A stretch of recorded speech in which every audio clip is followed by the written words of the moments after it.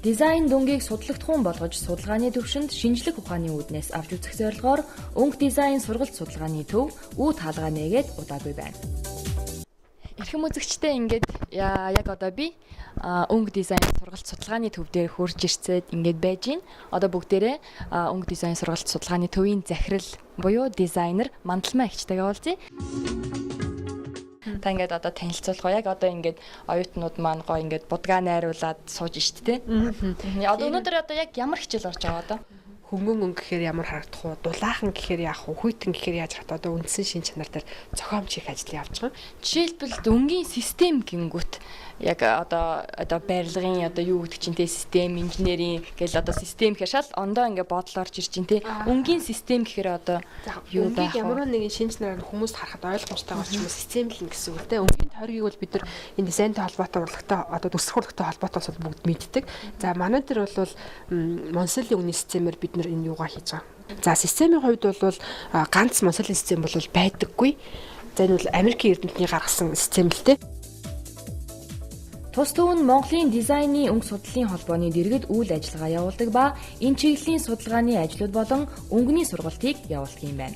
Colorist-ийн сургалтын төвд сурснаар тухайн суралцагч өнгөний мэдрэмжээ дээшлүүлэх, өнгийг зөв оновчтой сонгон төлөвлөж сурах, түүнийгээ үр ашигтай цаашид хэрэглэх зорилготой байна.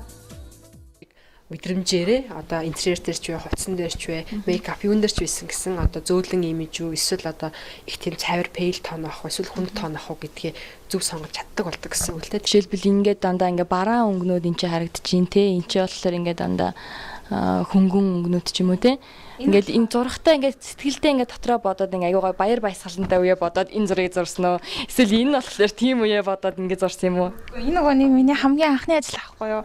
Тэгээд ерөнхийдөө нөгөө багш маань болохоор хүйтэн халуун хүнд ингээ хөнгөн гэдэг ийм дөрвөн ерөнхийдөө нэр өгөө. Тэгээд энэ дээр өөрөө ингээд зохиогоод зохиомжоо гаргаад тэгээд өнгө будгийн ялгаад хийгэрэй гэсэн. Тэгээд эхлээд болохоор ер нь ингээл будаж зурах санаа гаргах амар хэцүү. Тэгээд сүүл рүүгээ ингээл гаргаад ах тусам ингээл урсаал гараад ирдэг. Тэгээд энэ болохоор ерөнхийдөө нөгөө хөнгөн өнгөний зохиомж байгаа. Тэгээд хүн ингээд энийг хараад ингээ яг хөнгөн мэдрэмж төрмөр. Тэгээд танд бас яг тийг санагдсан байх гэж бодсон. Тэгээд энэ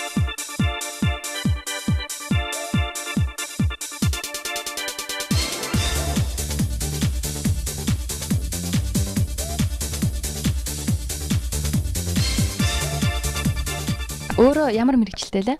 Би архитектор мэрэгчлээ. Архитектор гэхэр чи одоо яг ингээ өнгө судал үзэхээр яг гой холбогдоод илүү ингээ түлхэц өгж явах гэж бодож чинь тий. Тийм өдөр тутамд ингээ барилгын гадна талын фасадыг ингээ ямар өнгөөр бодох уу гэж бодож хахад их өнгөний талаар мэдлэг хэрэгтэй байна гэж бодсон. Тэгээд би энэ сургалтанд сууж байгаа. Одоо гадаа манай байгаа хаягнаар байдیں۔ Биний одоо урья гэдэг юм уу төмөн өнгө буман зүйлийн дизайныг өнгөлөг, өөдрөг, ухаалаг амьдралын төлөө гэсэн. Гой урьяатай юм байна үзэгчтэй. Баярлалаа.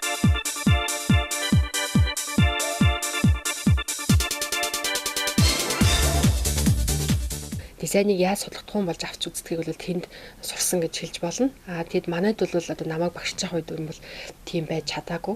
Тэгэд одоо төгсөж ирээд бас тэр одоо тухайг өндөрлгөөс харахад мөн ялгаагүй манай одоо дизайны хөгжил бол бас одоо миний бодож исэн шиг байж чадаагүй болохоор одоо хийхээр зориулсан гэж хэлж болно л доо. Тэгэд өөрийнхөө найз нөхдөдтэй ярьж хаад энэ төрлийн бас байгууллага байгуулад гол нь дизайн өнгийг судлагдхуун болгож судалгааны төвшөнд шинжлэх ухааны үүднээс авч үзэх юмсан гэж шийдээд энэ байгууллага байгуулад хажуудаа өнгө дизайны сургалт судалгааны төв ажиллаж байгаа. Эндээ одоо хувийн болоод янз бүрийн одоо манай нийгэм шаардлагатай байгаа судалгааны ажлуудыг хийх одоо бодолтой байгаа. Мөн одоо Colorist-ийн сургалтыг манад явуулдаггүй байсан. Одоо манайх анхудаага Colorist-ийн сургалтыг зохион байгуулж байна.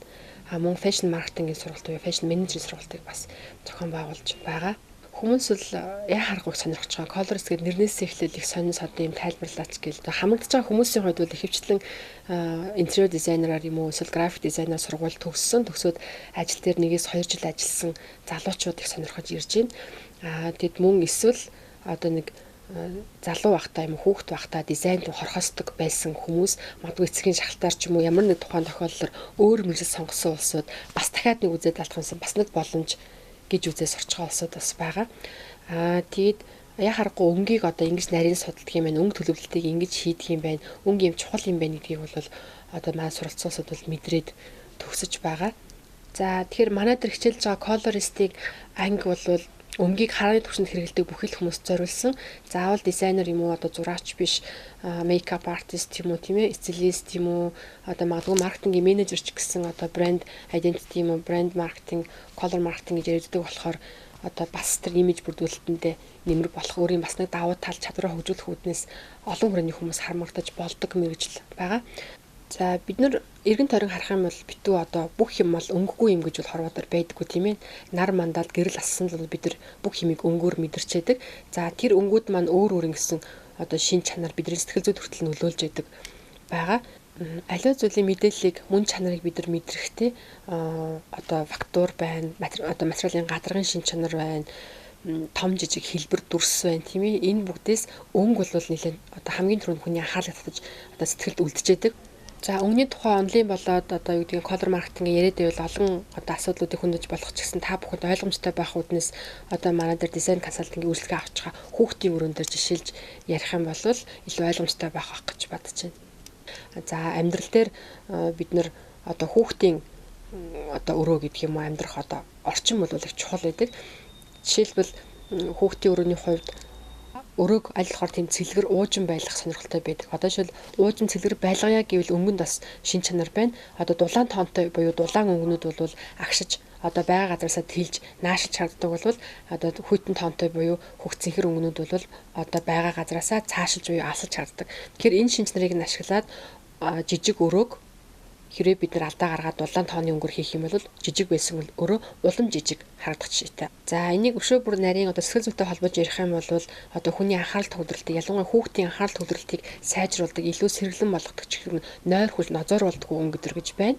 Жишээл одоо ухаа ягаан ч мулаа ягаанаар магадгүй бүр байлаг часлаанаар гэхэд бол хүүхдийн хичээл хийх ямар ч боломж байхгүй. Бид нар төсөөлсөн ч мэдэн тийм ээ. Улаан бол хамгийн хүчтэй урт долгионы урттай өнгө байж идэг.